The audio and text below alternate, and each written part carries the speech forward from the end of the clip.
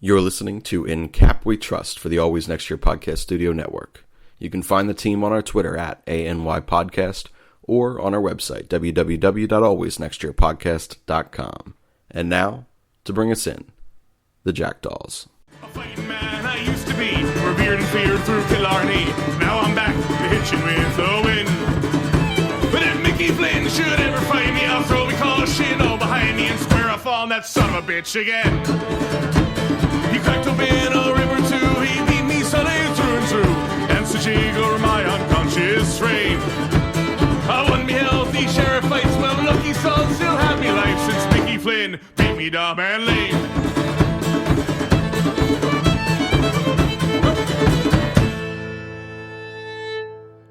Hello and welcome to another episode of In Kap We Trust here at the Always Next Year Podcast Studios. I'm your host Shane. I am joined by Rob. Rob, how you doing? Doing all right. Phillies 2-game winning streak after was it 4 or 5 game losing streak? I think it's a 5-game losing streak. Yeah, McCutcheon went down, but 2-0 since he went down. Jay Bruce getting the job done, so I'm feeling all right. Jay Bruce is a freaking superhero already. Build the statue, put him up on the wall, take Abreu down. Cooperstown, baby. Absolutely. There he comes. Yeah, well, I mean, you mentioned it, Andrew McCutcheon went down, Sir Anthony went down last night. The whole team right now, you have to wonder every single time any pitcher takes the baseball, any players on the base paths, we sit there and you got to hold your breath.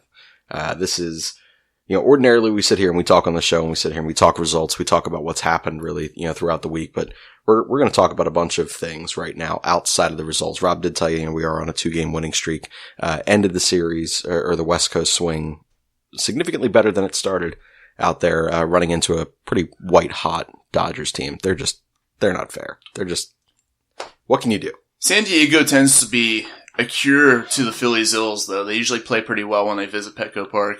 I know last year they lost their series out there, but generally they've done pretty well out there, and it proved, again, to be the case this year. Didn't look good in the first game of the series, but came back. Second game, they played well. Bruce with a big grand slam, 2 homers, and then yesterday, capping it off with a come-from-behind win. Yeah, Jay Bruce, again, he's just filthy, and he is, well, hey, I guess the trade was good, right? According to Phillies Twitter, it still wasn't. Yeah, 3 games in, yeah, it's looking pretty damn good. I'd say, the guy goes out and he is, 3 for 4, almost hit a 3rd home run. I think it was a warning track fly ball. Yeah. 2 homers, one of them a grand slam, other a 2-run homer. You can't really ask for much better than that. And then yesterday, another home run. So, he's off to definitely a great start so far. Yeah, he's ridiculous. Look, man, I can only hope that at some point in my baseball career, I find a stretch of baseball the way that he is found right now. Even if it's only just 3 games. Even if it's only 3 games. He could go 0 for his next 15 with 12 strikeouts. Not in Philadelphia, he can't. Let's be serious. But look, I mentioned, we're going to talk things, a little bit different than just the results this week, for this episode of In Kap We Trust. Again, in light of Andrew McCutcheon going down, this team suddenly has just probably too many holes to fill in one deadline. It almost really truly does change the landscape of what you believe we could have accomplished this year. Like, this is year 1 of a championship window that was built in this off season. And it was built late in the off season. So like the expectations, LJ texted it to us in the group chat. Like, the expectations are playoffs, probably not, or postseason, probably not World Series yet, but there's always the outside shot, right? Now McCutcheon goes down. We're down to Bryce Harper. That's it. God forbid, man. That's the only outfielder left out there. Odubel's thing happens a few weeks ago. Andrew McCutcheon goes down. Nick Williams forgot how to play baseball. Not that he's ever that great to begin with, but he was at least serviceable. Aaron Altair, obviously never really regained what he found through that first half of the season a couple of years ago. Roman Quinn is glass. It's down to Bryce Harper. It's absurd. Michael Franco, he's not hurt. He's just awful at baseball. The entire bullpen hurt. I don't understand where you can, without depleting the limited assets that we do have in the minor leagues and in our farm system. I think there's just too many holes to fill. So, you do have to get creative with guys like Jay Bruce, which he pulled his best Howie. I'm not sure. Why in the hell is Seattle paying $18 million out of that just to take, Schneider? I mean, there's a reason why Seattle, after they started off, 13-2 or whatever, they're now like 13 games under 500. Yeah, I mean, that's insane. Just an incredibly poorly run franchise. This is the same team that gave us Gene Segura for Carlos Santana and JP Crawford. I mean, this is the second time we've pretty much screwed them over in terms of trades over the past couple months. Oh yeah. So that's a really poorly run franchise up there. And if I'm the Phillies, I'm trying to take advantage of them as much as I can. Maybe even. So you want Haniger? Yeah, maybe even throw another trade or two their way this season. See if they bite on it. Yeah. Look, you're right. They are the Miami Dolphins to us. That's, LJ again texted us that in the group chat. But what Howie's been able to do with that organization is just, it's insane. $18 million. We're paying this dude $2.5 million over the next 2 years. Jay Bruce, former first round pick, guy who's got 17 freaking home runs right now. I mean, he's 100 years old and he can't move, but he's got 17 freaking home runs. He can walk his ass around the bases. But that doesn't matter. No one gives a shit about his batting average was 214 before he came to the Phils. How ridiculous is that? Jumped up like 25 points in 3 games. Yeah. So, and look, and when he's supposed to be whatever. Doesn't even matter. I love him. He's like my favorite Philly of all time now. I don't think that's like too big of a stretch to say. He has supplanted Scotty Kingery, who for a very short time was my favorite Philadelphia Philly. But now I'm all about Jay Bruce. But yeah, so IL problems from starting in the off season. Look, Tommy Hunter, still has not thrown for the bullpen there. And, there were names leading in that we didn't think we would have to worry about. We acquired, in free agency, we got 2 very, very safe options, right? We got Andrew McCutchen because he's almost never hurt. David Robertson because he's almost never hurt. 3 combined trips to the DL/IL in their entire careers. Yeah. We did not go out and get Andrew Miller because he's got jacked up knees and you just don't know anymore. We didn't go get Michael Brantley, who's having naturally a killer freaking season. But we didn't go get him because he's constantly on the DL. We got 2 safe guys. David Robertson's been on the IL for freaking ever. And now Andrew McCutchen tears his ACL in a real freak accident. Like, the Phillies did everything right to put themselves in a very promising position for this year 1 here. And it just seems like everywhere you turn, bad luck hits. For you right now, given the scope of the entire season, even if they're back now, but at any point, somebody that was on or is on the IL for the Philadelphia Phillies, who's the biggest loss for you at any given time? It's got to be McCutchen. I mean, McCutchen, the veteran leader, the guy who was an NL MVP when he played for the Pirates, was having a really nice season for us. So I kind of got off to a slow start in terms of the batting average, but he had that up near 260. He was hitting for a little bit more power than he usually does, getting on base a lot, drawing a lot of walks. Really doing a nice job out of the leadoff spot to set the tone for what offense we did have over the past couple months. It's true. Basically him and maybe 1 or 2 other guys were hitting at a time. But he was one of the guys who was pretty consistent throughout the course of the season. And just the fact that he's a veteran and he has some versatility, he can play center field if you need him to. Not as well as he used to, but he can still do it. So losing him and losing that versatility that he offers and what he does out of the leadoff spot, that's a huge blow to the Phillies. Yeah, look, I agree. To me, when you look at it, the bullpen for losing as many arms as they have, somehow they still manage to be a top third of the league bullpen. I don't know how the hell they're doing that. And is that sustainable? Absolutely the hell not. Never going to happen for 162 games. They need some of these guys to come back and some of the other guys to kind of right themselves. Obviously Sir Anthony going down, he doesn't have the opportunity to really right himself right now. But when he comes back, knock on wood, he does come back. He obviously, we need more out of him, more consistency. But when you take a look at what has happened in that outfield, I mean, I don't know about you. I was always very pro Odubel. I genuinely thought he could be like an outside the box MVP candidate. To me, he's just had that much talent. If you were to put it all together, then the off the field thing happens. And look, I mean, well, we talked about it a little bit before we recorded. The Philadelphia Phillies are doing the right thing right now. You know, pretty much scrapping everything of Odubel, you know, around Citizens Bank Park and that complex there, which is the right thing. You know, and I'm super proud of the Philadelphia Phillies for what they're doing in that situation. But you couldn't have banked on that to happen. I was sitting here assuming we were going to have a former MVP out in the left, a player who could be, I don't know, maybe top 10 or 15 in the National League out in center, and then a superstar out in right. And we are down to a superstar out in right, a 22-year-old rookie who had, 3.5 days at AAA in Adam Hazley. And I love Adam Hazley, but that's a hell of an ask to say, hey, Mr. 22-year-old who got promoted last week, you're going to the show. And not even like he's going to Philadelphia right now. He had to fly his ass out to the West Coast. And hey, good for him, by the way. Really nice close out of the series for him. He basically, I don't want to put too much of a thing on it, but his last 2 at-bats of the game basically won the game for the Philadelphia Phillies. Well, his last at-bat did win. Yes. That was a game-winning RBI. Yes. You know, and the walk earlier is just, look, he's a polished kid. It's still a hell of an ask. You know, it's just, and then look, Jay Bruce, he really should just be a DH or a first baseman, but we got to ask him to play left field now. And we're basically going to have a left-handed Rhys Hoskins out there in left field for the duration of the season. I mean, 4 or 5 days ago, whatever it was, we brought him in with the expectation that he was going to be nothing more than a platoon guy, maybe a bat off the bench. And then immediately McCutchen goes down and he's the everyday starting guy out in left field now. Not that it's the worst thing in the world, but not ideal. We suffered through one of the worst defenses in the history of the game last year with the Philadelphia Phillies. And we're better this year because we literally had no direction to go but up.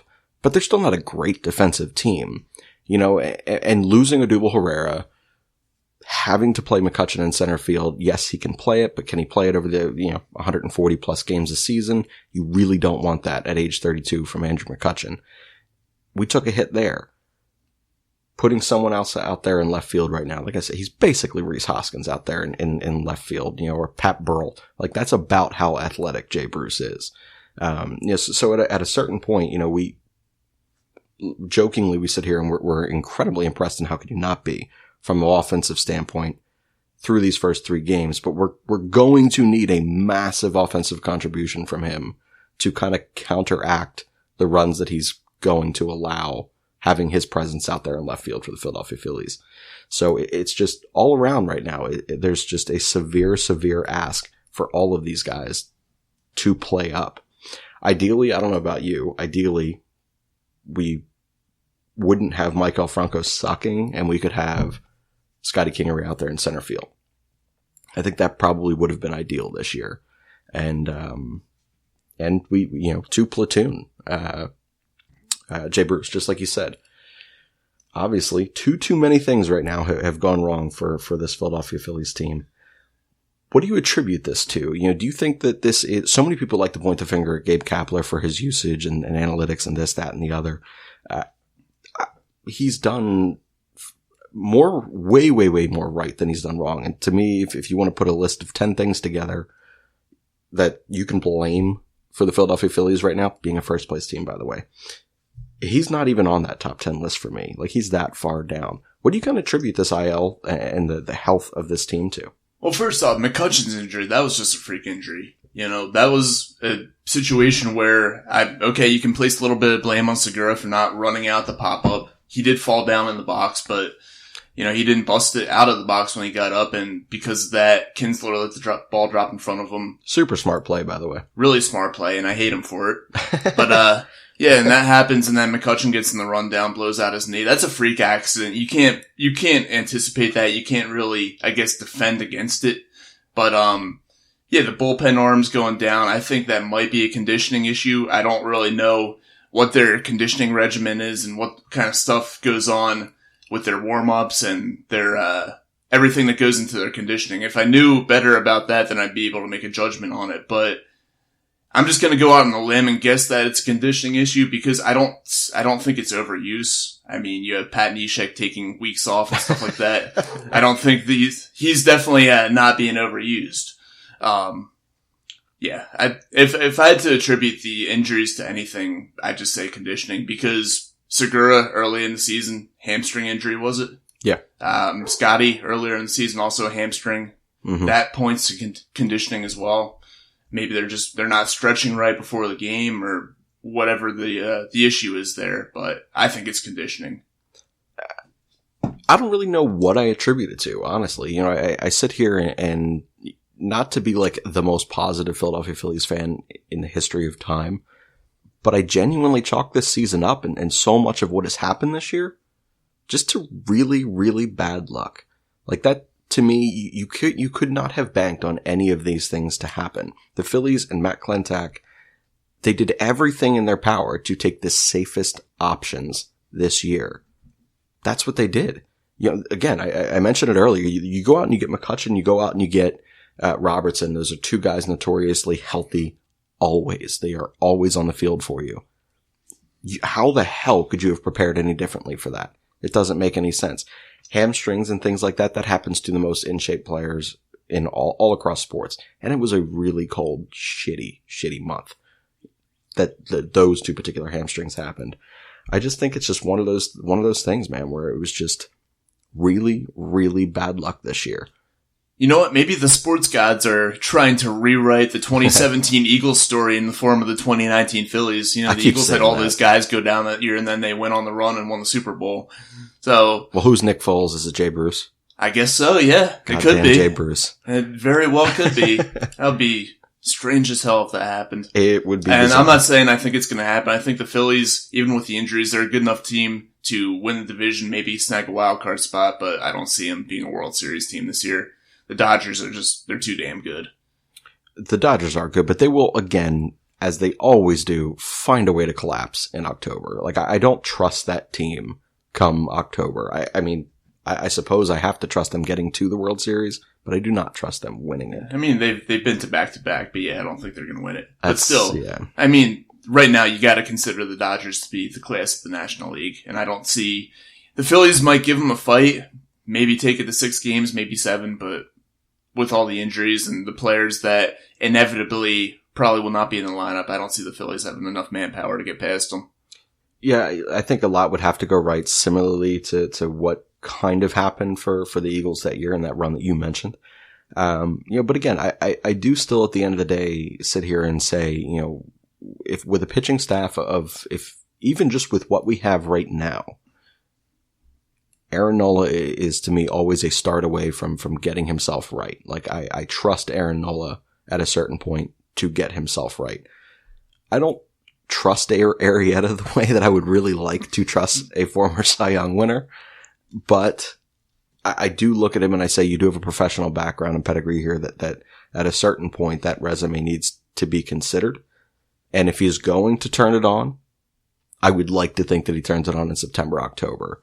And then right now, Zach Eflin and Nick Pivetta. Pivetta goes out there and does what he does against the Dodgers. I was very high on Pivetta. I've been very high on Pivetta. I understand this year has been pretty garbage for him. But the stuff is there. It's intriguing enough. If he gets his head right, maybe he's an interesting watch for the rest of the year for me. For as long as he's up, he's an interesting watch. And then Zach Eflin is like the least sexy 3.02 ERA I've ever seen in my life, but somehow it works. So even right now, without making any moves, and that's unlikely, they are going to acquire a starting pitcher somewhere. That's 3 pitchers you could trust right now to me. To 2.5 pitchers because Arrieta's Arrieta. But okay. And then on the offensive side, Scotty Kingery's hitting the crap out of the baseball. Bryce Harper's Bryce Harper. Reese Hoskins is a streaky baseball player, but when he's hot, he is white hot. He's going to get going, by the way.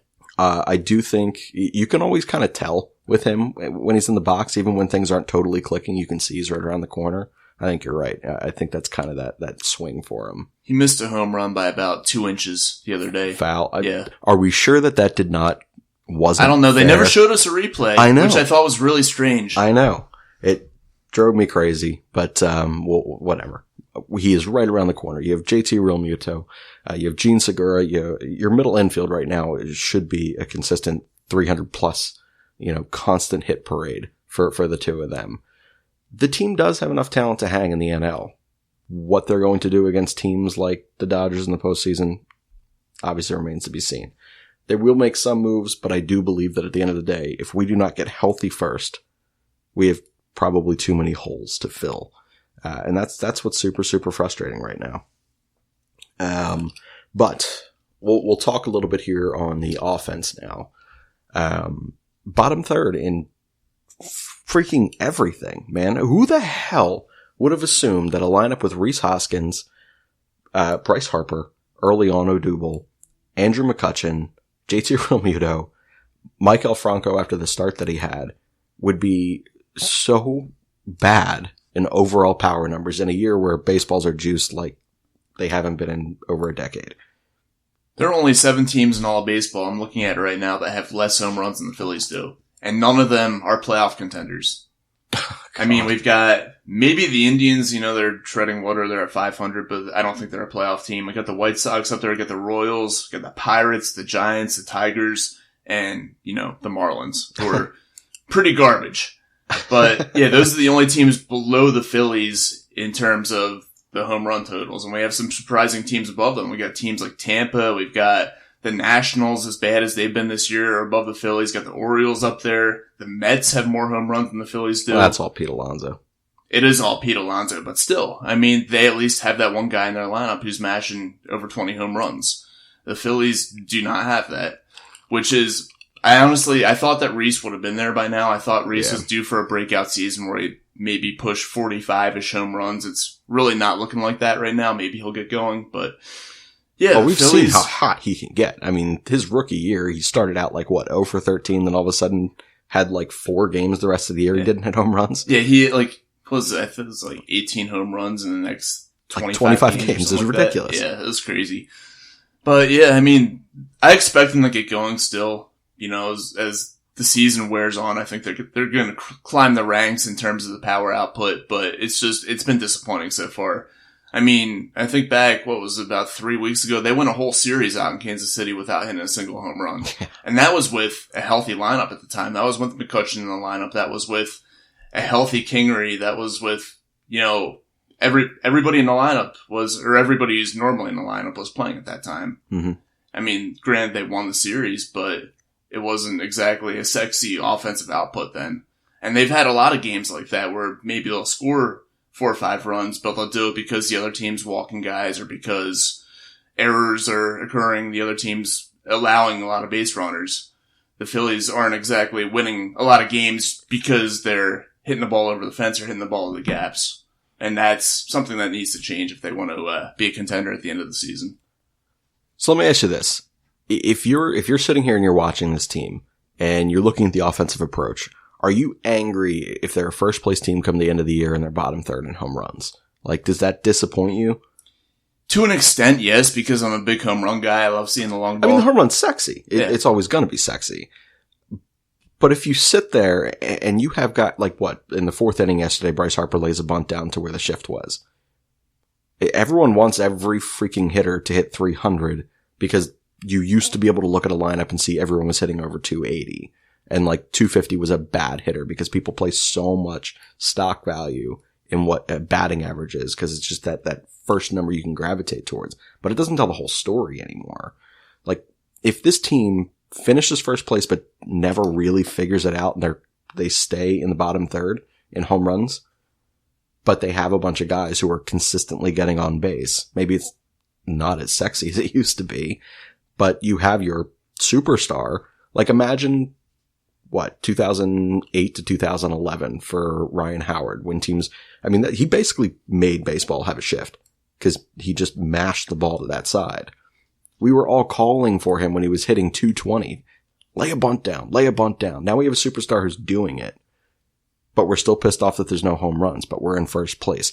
You can't have it both ways. And to me, I sit here and I'm a small ball guy. I love when you piece together hits and you create ways to score runs, hit and run, steal bases, go first to third, aggressive base running like what we've seen from Bryce Harper, stealing doubles basically.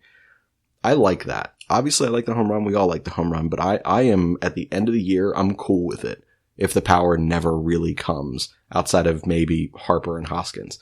If Realmuto tops out at 18 home runs, whatever, cool. Who cares? get one or two guys that can put the ball out of the ballpark. But if everyone else is just hitting the ball where people aren't, I'm pretty okay with that if we're still in first place.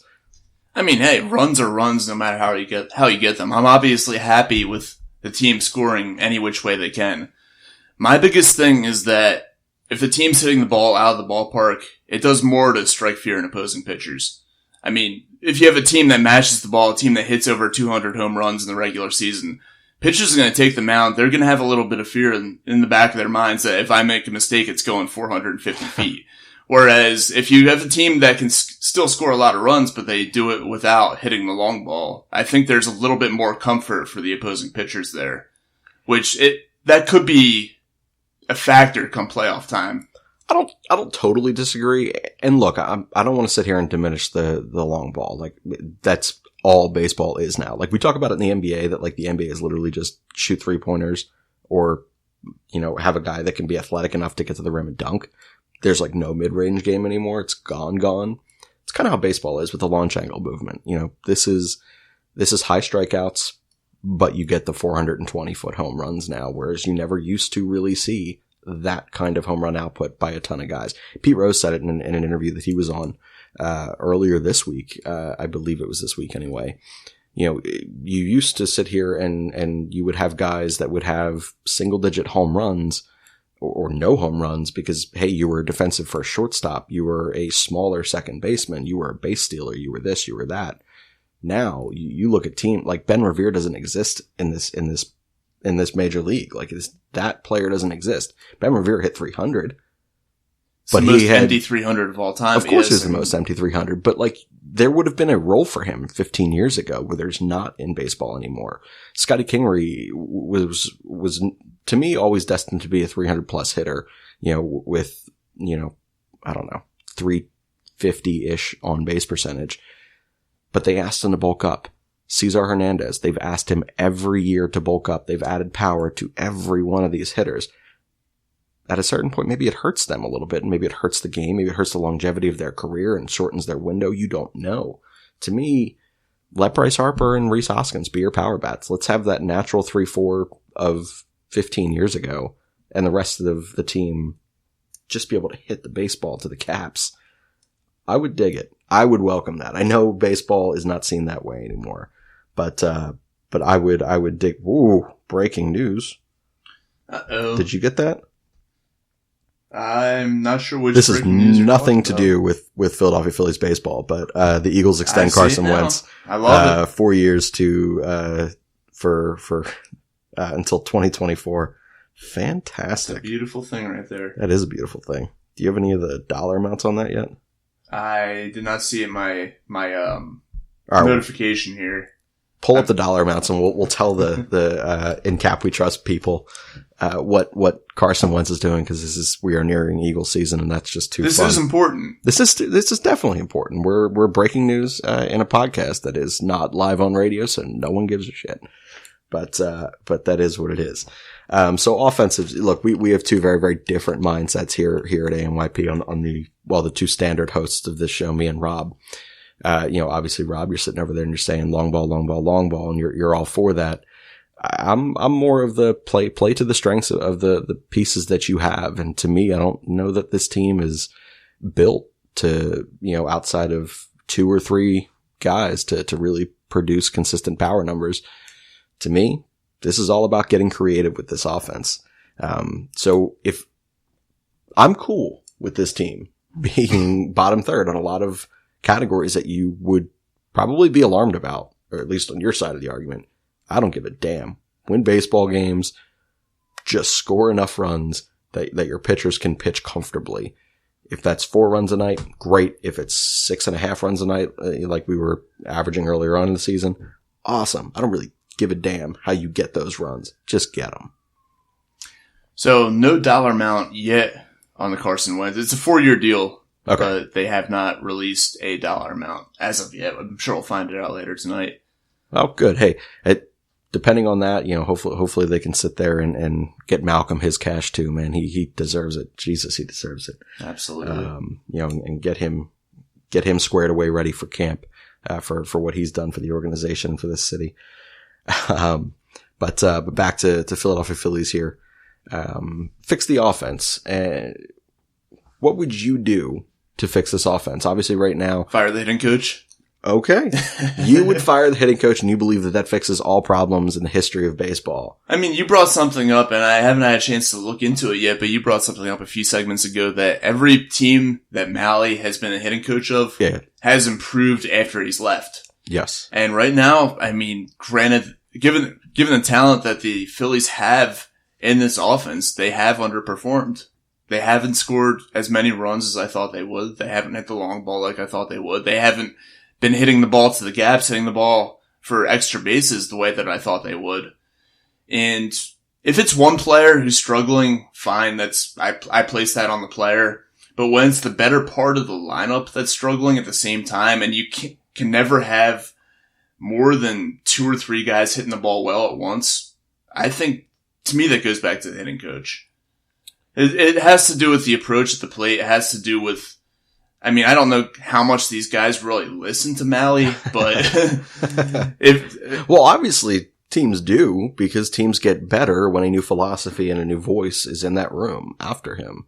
So yeah, maybe they are listening to Malley, just as the Astros did, just as the Cubs did. Like, well, maybe they should. Maybe stop. That's what it is. Maybe they should stop. Maybe they should. Yeah, you know, I've never been a fan of Malley.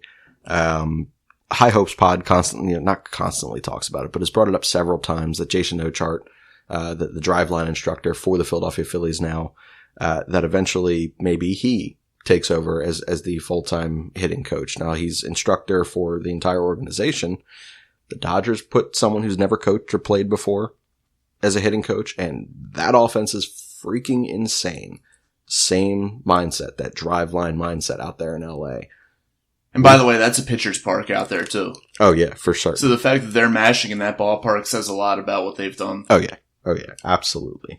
You know, and if we can instill some of that same kind of logic and philosophy that mirrors what you want as a fan here and what most people want in today's baseball, that home run, home run, home run, Jason Ochart's probably the guy. Like, honestly, he very well may open up next season as the full-time hitting coach for the big club. You just don't know. Hopefully he could open up tomorrow as the full-time hitting coach. That would be nice, but after 2 wins, I don't think they're making any moves. No, I sincerely doubt that. But would you make any changes to the lineup construction as it is right now? Would you move anybody? I mean, recently they've moved Harper to 2. They've moved Cesar back up, obviously, since the Cutchin thing. Put Segura at 3. Yeah, so they've made a few changes so far. Do you like these changes? Obviously, the 2-game winning streak helps. I mean, but is there anything different that you may do? As long as Harper's hitting the ball well, I think you keep him where he is. Ideally, I would rather have Segura in the 2 spot, Harper in the 3, and I think that they will move back to that, as soon as they can. I would like to see them maybe at some point move Reese up in the lineup. Maybe for a couple games you switch Harper and Reese. You put Harper at 4 and Reese in the 3 spot. Maybe Reese sees a few more pitches to hit and he kind of gets going a little bit. I don't really know what they can do as far as the lineup is concerned. I mean, Michael, when he is playing, he's going to have to be the 8-hole hitter because he's just not hitting the ball that well this year. I honestly don't think he's going to play very much at all. I mean, Gabe basically came out and said it. So, hey, score 1 for Gabe in Kap We Trust. He's basically done. Like, Michael is not. Basically done, yes. As we hear LJ, I think that is walking by. Oh, yeah. That's all the squeak in the headphones. The biggest Michael fan on the podcast. He is. I think he's the only Michael fan on the podcast. Probably. I think they're going to move Kingery around a little bit if he continues hitting the ball well. I think they might move him up. Maybe they put him in the 5-hole and move Real Muto down to the 6. Yeah, I see. I don't know what you do. It's weird. Like, you sit there and there are so many similar skill sets right now and also similar areas where guys are deficient that I do think it's hard to kind of build a lineup right now. 2, 3, or 4 is going to be Harper. 3, 4, or 5 is going to be Reese. You want the best catcher, the best hitting catcher, or one of the best hitting catchers in baseball, 1 through 5. Ideally you want Cesar leading off, but I think Kingery could do this as well, and provide similar, if not more pop than what Cesar could do. And Cesar was just mashing in that 6 spot. Like, to me, I kind of wouldn't mind flipping that. Segura, I'm with you. Ideally, Segura is your 2-hole hitter. Just with his contact skills, that just get anyone on first base. Segura's getting to third. Like, I trust that every time he's in the box.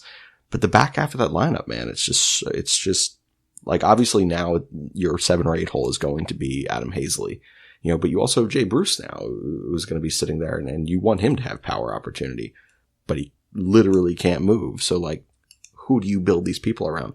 I just think this lineup is one that's very, very difficult to construct right now. It is. And I don't really know what Kap can do, outside of trusting that these guys will begin to figure it the hell out.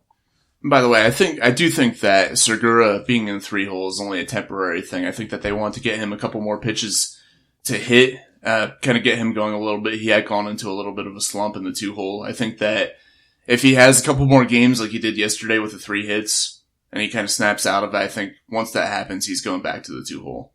I wouldn't doubt that.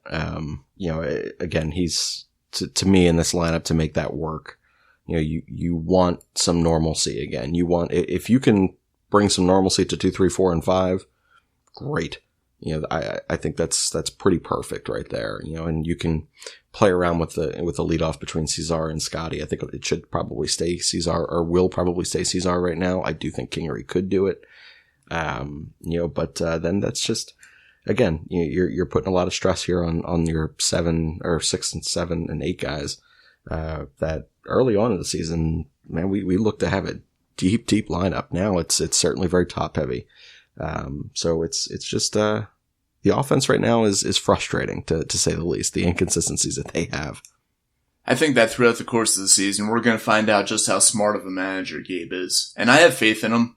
I know we had a back and forth through text the other night that in regards to the players and how they respond to Gabe, but I think that he is a smart enough manager to go out and at least make things work as far as the lineup is concerned. Well, it's a good transition here, because I have a few takes that I would like to discuss. I know you have a couple as well.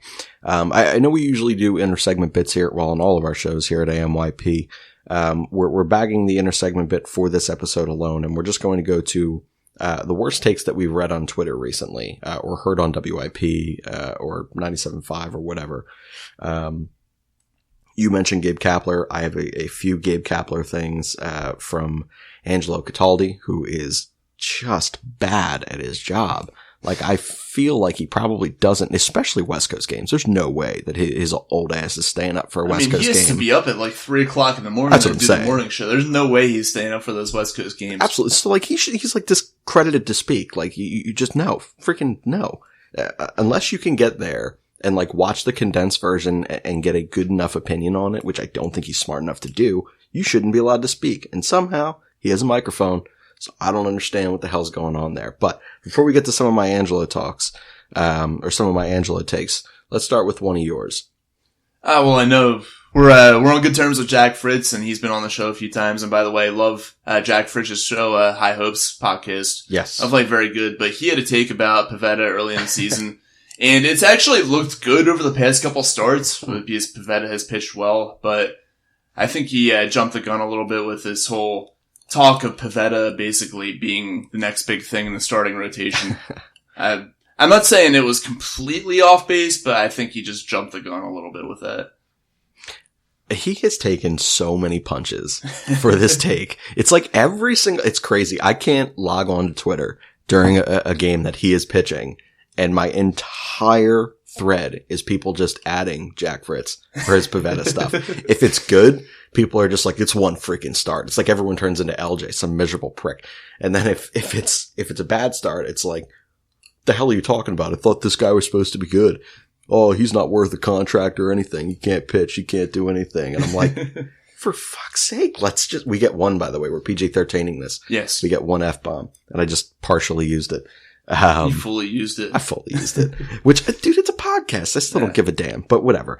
But yeah, Pivetta he's had an interesting season, and thus Jack Fritz has had a very interesting season, which, he'll actually be on show again tomorrow, he and Alex. So we'll talk some prospect talks, and MLB amateur draft talks, so that'll be a good show too. What's your stance on Pivetta right now? You feel good about him? I'm feeling better, obviously, after the past couple starts, especially going out to LA and doing what he did against that Dodgers lineup. Yeah. I'm feeling really confident about him now. I still don't think he's, going to be the greatest thing since sliced bread. I think that throughout the course of the season, he's going to be a guy who can give you more good starts than bad starts, but maybe ends the season with like a 4-ish ERA. A winning record because he's gotten a lot of run support, except for the last start. But I'm feeling pretty good about Pivetta going forward.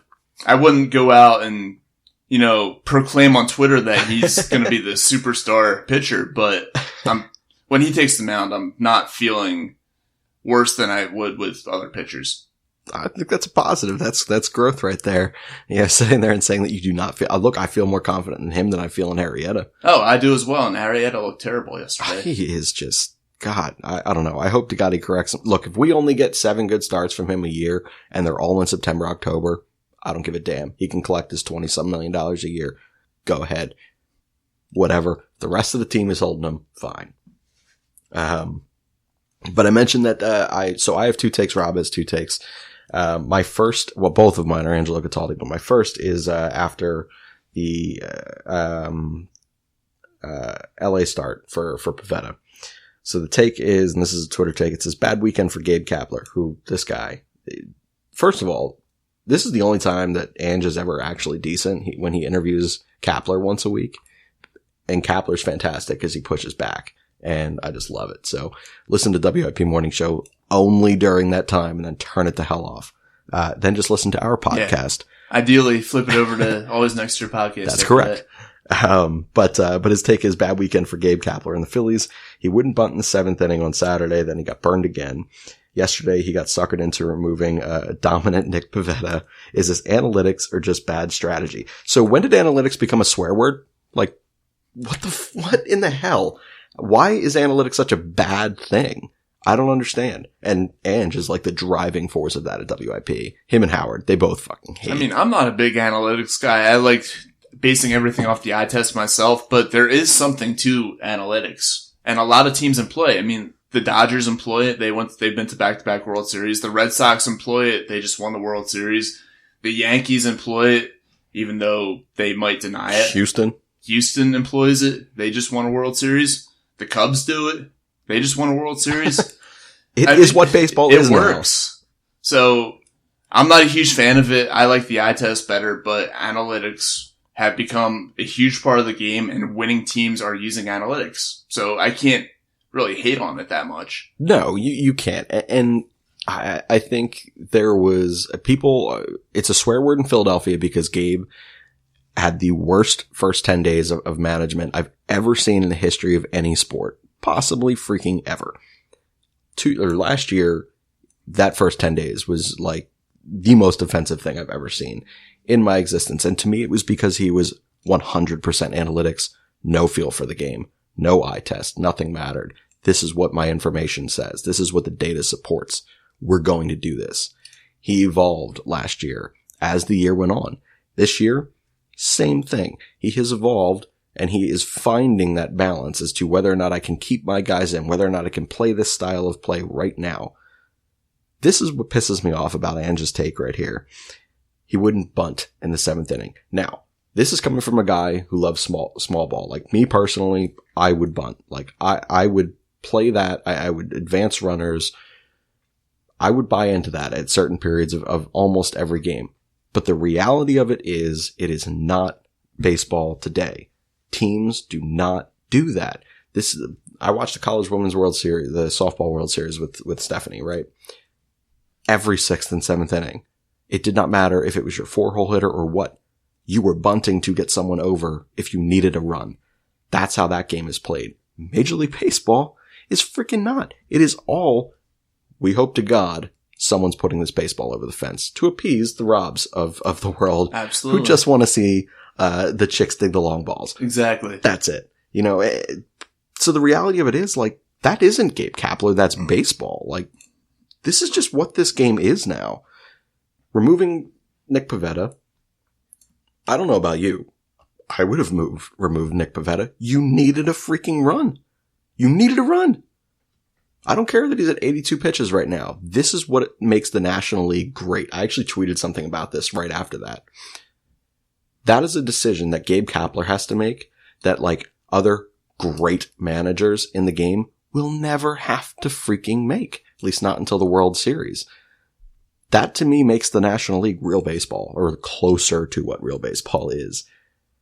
I'm with Gabe Kapler. I'm with his strategy. I'm with his analytics. I'm with his new feel for the game and his new eye test. He has merged those two things together for me in a way that works. Angelo Cataldi probably should just stay in bed in the morning. Like, I think that would make my morning better if I turned on the radio and I just got to listen to Al Morganti instead. Big fan. Big fan of Al. Hilarious.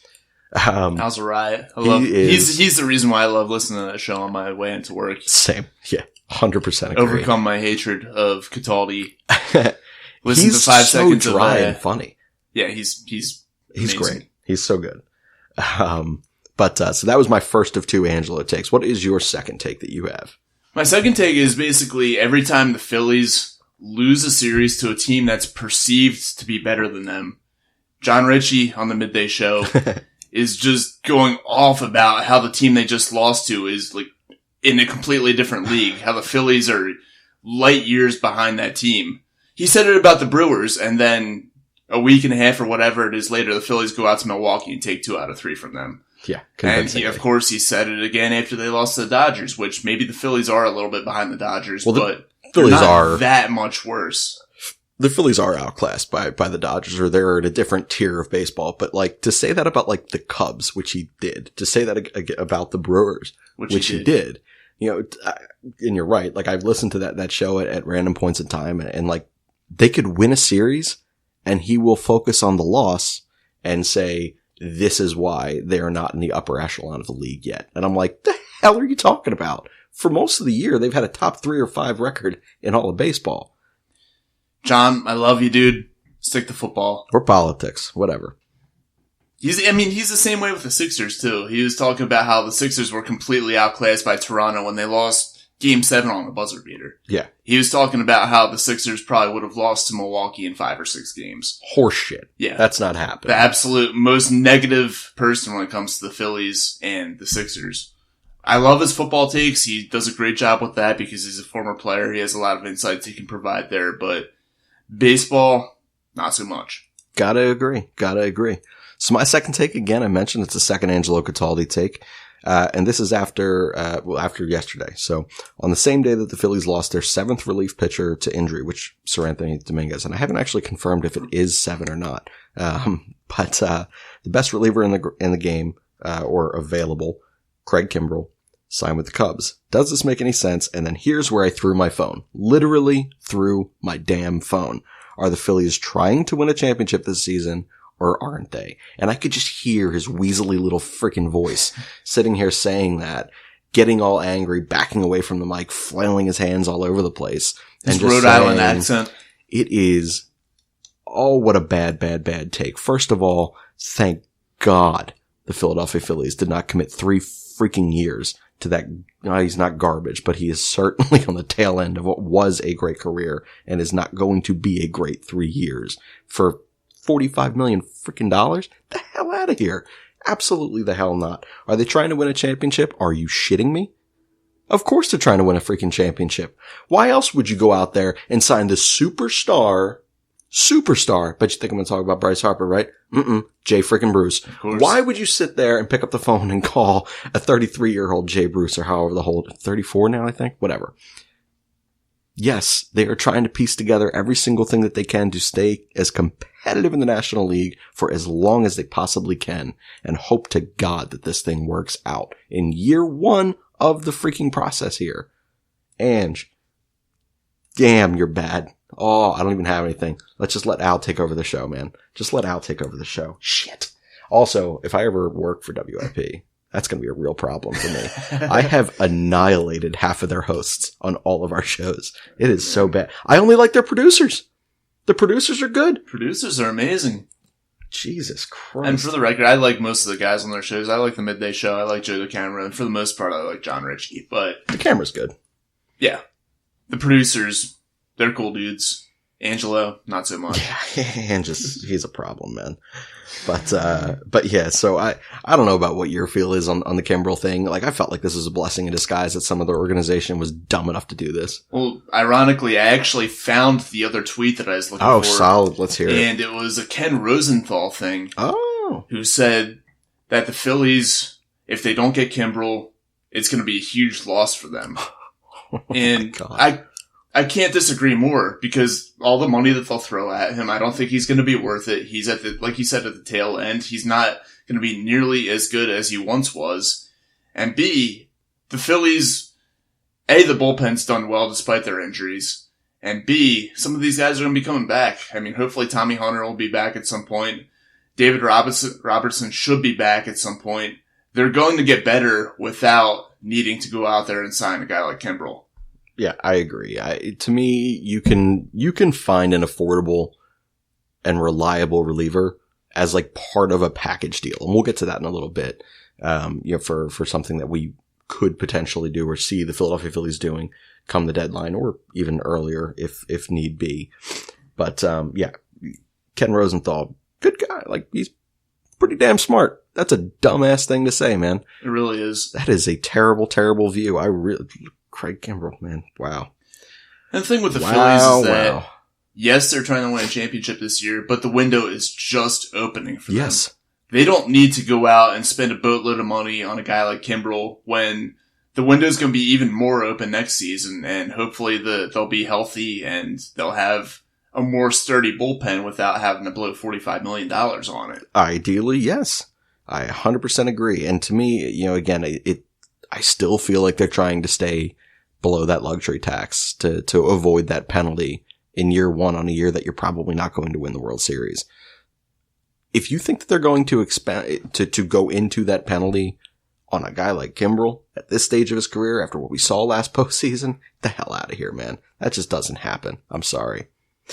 But yeah, so, all right. So those are some of the irrational takes that you and I had found throughout the week. We will, look, sometimes we're going to include these as opposed to some of our normal, inter-segment bits here. This was just a really good week for bad Twitter takes for Philadelphia Phillies. And Philadelphia is a entirely overly reactionary fan base. So when McCutchen went down, people were standing and lining up on the bridge, 5 people deep.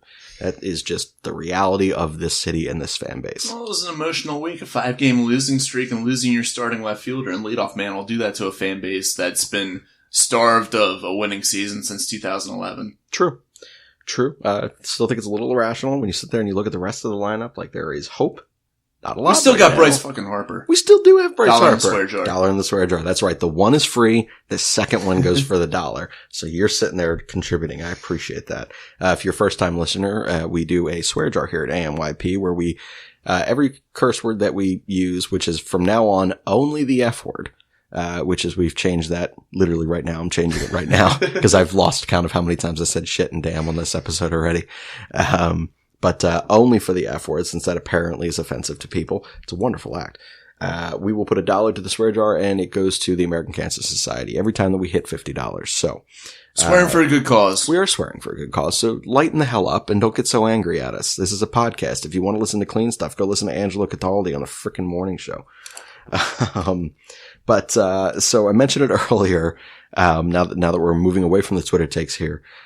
Tomorrow I will be doing another episode of In Kap We Trust, and I'll be joined by Alex Carr and Jack Fritz. Alex writes for The Good Fight, which is really, really good. And if you ever want to talk like actual analytics and stats and all of the advanced things in what baseball is becoming, they're great. Everyone over there does an amazing job, both on their shows and in their written documents over there too, their articles.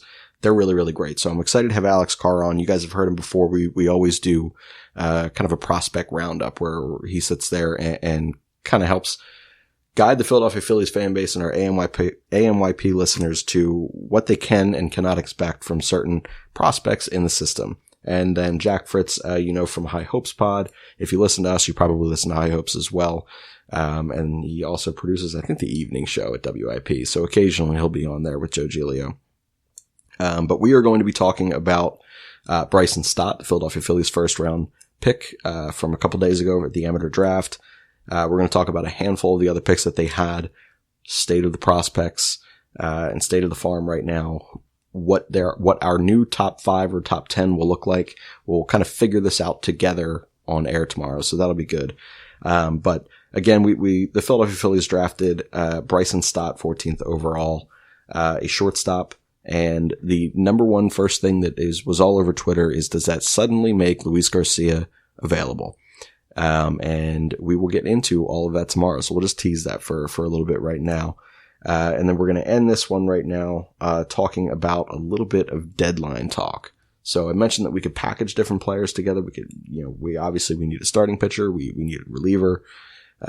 We need either a third baseman or an outfielder, one or the other. We got a few holes, and we could always use a different backup catcher, though Andrew Knapp contributed yesterday, which is amazing to me. Insurance run. Yeah, man, insurance run. I dig it. So, do you have any particular trades or particular targets in mind out? I know you've been high on Bumgarner. We've both been very high on Bumgarner. Any other trades or things that you've been hearing running around right now that are? I haven't heard a whole lot running around. There hasn't been a whole lot in the rumor mill aside from the trades that are, we're hearing Kimbrel, I believe, to the Cubs, I believe. And that's not a trade, that's a free agent signing. Keuchel, another free agent guy. Blake going to the Yankees. Braves. Braves? Just changed, yeah. They really? Well, they didn't sign him yet, but they're the new front runners, yeah. So, obviously, the Phillies need to fill a hole in terms of starting pitching, and you just said it. Madison Bumgarner, we've talked about him a lot. He's still the number one guy. He's won a couple World Series. He's pitched in a Game 7 of the World Series, a game he didn't start by. He came in and pitched like the last 5 or 6 innings or something like that and got the win. Yeah, he's filthy. Yeah, he's ridiculous. And I liken him to Justin Verlander in a way that if he gets out of that situation in San Francisco where they don't have a very good team right now, he comes to a winning team. He kind of revitalizes his career a little bit. Gets back to what he was before, which is a very good pitcher. Right now, I believe he has like a 4.5-ish ERA, somewhere in the mid-4s. So not putting up the numbers that he typically does, but I think that if he comes to a team like the Phillies where they're a contender, I think that that'll help revitalize him a little bit. He can get that ERA back into the low 3s, wherever it normally is, and be the pitcher that he used to be, because he's still on the good side of 30. I believe he's maybe 20, 28? No, he's in his 30s. Oh, is he really? Mm-hmm. I mean, he's still relatively young, though, and he's not guy who throws super hard and is going to wear out his arm. He could pitch in the major leagues still for a long time to come, presumably. So, you got to have your eyes on Bumgarner at all costs right now. Well, not really. I wouldn't say at all costs, because there are a number of prospects that I wouldn't be willing to give up, but you've got to have him at the top of your list of your priorities.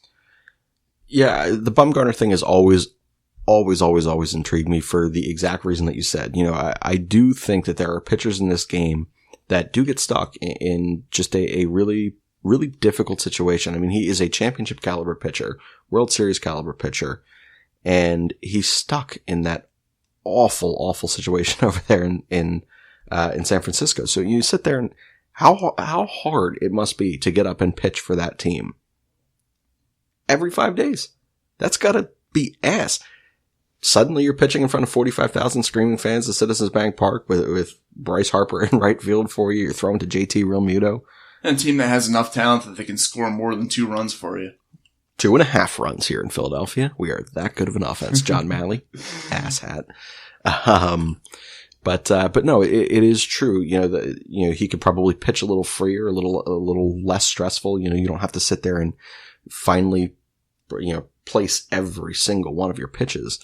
I do think that there is that possibility of, if you want to revitalize your career in the way that Verlander has caught that second wind out there in Houston, Philadelphia could do that for him.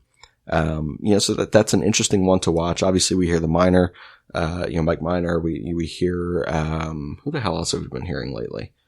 Damn, I'm blanking on everything. I know we're talking about I don't have my notes with me for tomorrow. I'm drawing blanks as well, but yeah, Mike Minor would be the backup option to plan B if you can't get Bumgarner. Yeah. He can come at a lower cost, which would be obviously beneficial to the Phillies. Marcus Stroman, that was the other one, because, Toronto's looking to just move everyone. and just build youth and talent around Vlad Jr. Stroman, as good as he is, as talented as he is, I kind of have a little bit of pause there because he has been because he's 5'10", and you're worried that Tim Lincecum will happen to him. I'm not worried about that. I'm worried about the fact that he has been known to be a little bit of a head case in the locker room. Oh, I don't give a shit about that. So's Gene Segura. He punched somebody 2 years ago. I love him for it. I dig it. I can't remember who he punched. I just know that I probably would have punched them too. I actually never heard about that. Oh, yeah. But I'm looking at guys. Arrieta's a bit of a head case, and I think that's kind of getting to him a little bit, maybe affecting him as a pitcher this year. Neshek being a head case and just causing complete disarray in the bullpen. I don't think if Stroman can avoid reaching that level, then I think he'll be worth it, but you got to be careful with it. Yeah, I don't know which piece would come at the most expensive of costs, but you mentioned it earlier in this argument. There are prospects now that 2 weeks ago we could part ways with, and now we probably can't. You possibly could have sat there and put Hazley in conversation for, to kind of headline a prospect heavy package to go send somewhere. You need him to be your everyday center fielder now. Like, you are banking on him to figure it out on the fly at the major league level for a first place baseball team. He is too important to move.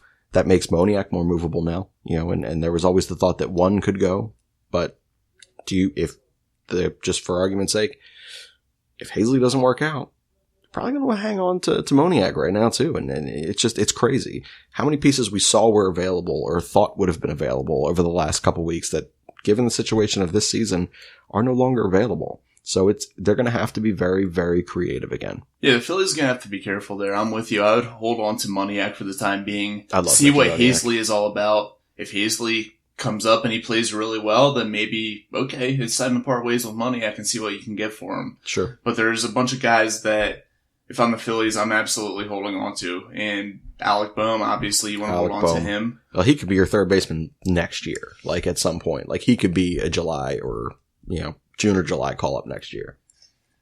I'm also looking at Medina. You already got rid of Sixto, so I think that you want to hold on to Medina if you can. I'd get rid of Medina immediately. I hate Adonis Medina. That guy, his mechanics are so jacked up. I like Spencer Howard, man. That's my guy. I'm just thinking, you already got rid of your top pitching prospect in the deal that brought Real Muto to town. So to get rid of the current top pitching prospect, it's a little bit of a reach. You got to do it. If Bumgarner is the guy you're trading for, then yes, I would do it. But I would absolutely give them Medina in a Bumgarner trade. Yeah, Go ahead, I would do that in a heartbeat because Bumgarner's a proven guy. I'd give Medina. If you're going for Mike Minor, I wouldn't. I would. Oh yeah. I would have a little bit of pause about it. I would think twice about it. Luis Garcia, I don't know. Obviously they just drafted Bryson Stotts, so it could happen. I wouldn't be completely opposed to it. I do want to see more of what this guy that drafted, what he's all about first before I lock into moving on from Luis Garcia. Yeah, to me, he's too talented of a guy to sit there and immediately move. And I don't really think that he's going to be a guy that people are going to immediately look to put into unless we were trading with maybe like a Toronto.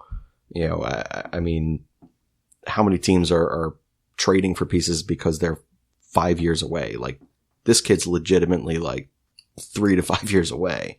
So I don't know how much value he brings to people right now. I think most people would be looking for an Alec Boehm because he could potentially play next year.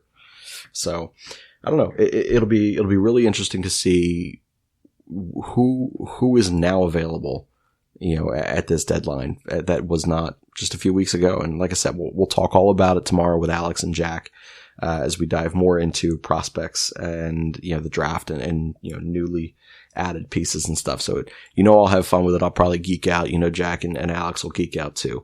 It'll be a good time. I do have a name that I want to throw out there that the Phillies might be interested in looking into. We talked about improving over Andrew Knapp as the backup catcher. And there's a guy in particular who seems to rake at Citizens Bank Park. He homers every single time he plays here. Kurt Suzuki. It's an in-division trade, so I'm not sure how willing the Nationals will be to pull that off. but I don't know. I think the Nationals, I mean, look at how bad their season has gone this year. I mean, I don't think that they would trade Anthony Rendon to us, but a catcher who's going to catch 15 games a year behind Realmuto, 20 games a year, like, yeah, like, go ahead. I don't think that people are quite as hesitant as they used to be. I mean, look at it this way. The superstar of the rotation, Nick Pivetta, was acquired because we traded them Jonathan Papelbon, who was just got terrible. into a fight with Harper and didn't do anything else there. That is correct. That is the most memorable Nationals stat and moment in his Nationals tenure. It happened in a game against the Phillies, too. Did it really? I think it did, yeah. I don't think it did. But I can't even remember. But again, it's because the only thing I can remember is the fact that they choked each other out, which is still hilarious. I miss Papelbon with the Nationals. The Phillies would tee off on them every time they faced them. And those were bad Phillies teams, too. Yeah, I hated Jonathan Papelbon. So anytime we did anything, honestly, Jonathan Papelbon is the reason I'm dating Stephanie. Is he really? Absolutely. Yeah, Very interesting. So I am not a social media guy, as most people can probably tell. My Facebook gets like 3 posts a year that I physically post. I get tagged and shit, but I physically post like 3 times a year. But when Jonathan Papelbon was a Philly, it was like a weekly thing that I would sit there and Facebook message thing or whatever you do, post about how much I hated him. Stephanie's a huge Phillies fan. This is before we like actually started talking. She sent me a message. And so Jonathan Papelbon, I should probably send you like a thank you card. She is way out of my league. But that is going to be pretty much it here for In Kap We Trust. You got a final thought for anything? Despite all the injuries, I think the Phillies are going to continue pushing forward. I don't think that the injuries are going to phase them too much in terms of where they stand in the division. I think that they're still going to pull out the National League East, but it's definitely going to make it a lot tougher for them to get that National League pennant and advance to the World Series. Yeah, well, I'm hesitantly with you, but I do find them to still be a fairly deep, talented team, at least in terms of the National League East. So my final thought is going to be to rate and review this podcast for the love of God. We only have 18. Number 19 gets an autographed photo of Rob's face. He means it. It's worth a lot of money. It will, and as we always say, should be on every fridge in America. Speaking of a lot of money, by the way, we do have a number for Carson Wentz now. All right. $128 million. Over 4 years. Yes. All right there. And my picture will be worth more than that. That is a bold statement, and I support that 100%, because that means in some way, shape, or form, I'm probably tied to that. Unless you make it outside of the podcast, which is a very strong possibility. But again, so get us to number 19 for an autographed photo of Rob's face. If you are the 19th person, make sure that you message us on Twitter or DM us or whatever and say, hey, I'm Mr. or Mrs. 19. Here is my address. And we'll get that over to you. Number 20 is it 20 or 30 that I have to sing for? 30 is you singing Wagon Wheel. Oh, thank God. So if you guys want to stop at 29, I support that. That's completely fine. No one really needs to hear me sing. Go ahead and get to 30. Come on. You know you want to. We do have a review that it said I'm just here for... You can go ahead and sign up with like 15 different accounts and just review them under 15 different accounts with different names. I dislike that idea. If their entire reason is to get me to sing, that's a bad life decision. I fully support that. You guys are all assholes. But yeah, definitely rate and review the show on Apple Podcasts, Stitcher Radio, Spreaker, Spotify, SoundCloud, wherever you happen to listen to us. We are currently, we may even have gone through on iHeartRadio and Google Play. I have no idea. But theoretically, wherever you listen to podcasts, we should be. Give us a rating and review, subscribe to us, steal your friends and family's phones, steal your coworkers' phones, have them subscribe to us on their podcast platforms, and definitely have as many people listen to us as possible. We are also going to have several different giveaways in the next week or so. So definitely keep a lookout on our Twitter. It is at ANY Podcast. You can also follow me on my personal. It is at Shane_Mead, and you can follow Rob. Rob, where are you at?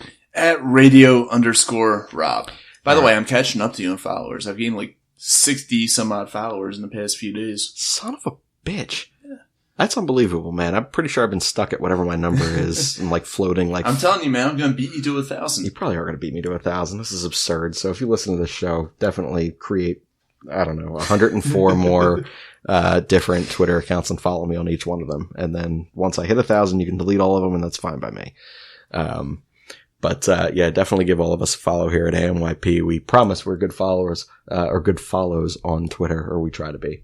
That'll be it for In Kap We Trust. And we will see you guys. Well, I'll see you guys tomorrow, and Rob will see you guys next week for In Kap We Trust. A fighting man I used to be, revered and feared through Killarney. Now I'm back to hitching with a win. But if Mickey Flynn should ever find me, I'll throw me caution all behind me and square off on that son of a bitch again. He cracked open a river too, he beat me Sunday through and through, danced a jig over my unconscious frame. I won me healthy sheriff fights, well lucky soul still had me life since Mickey Flynn beat me dumb and lame.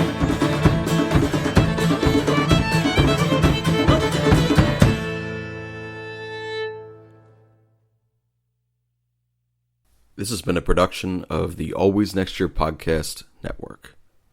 You can subscribe to our podcast on Apple Podcasts, Stitcher Radio, Spotify, Spreaker, and SoundCloud. Please also remember to rate and review this podcast to validate our members' life choices. We appreciate it. This is AMYP, signing off.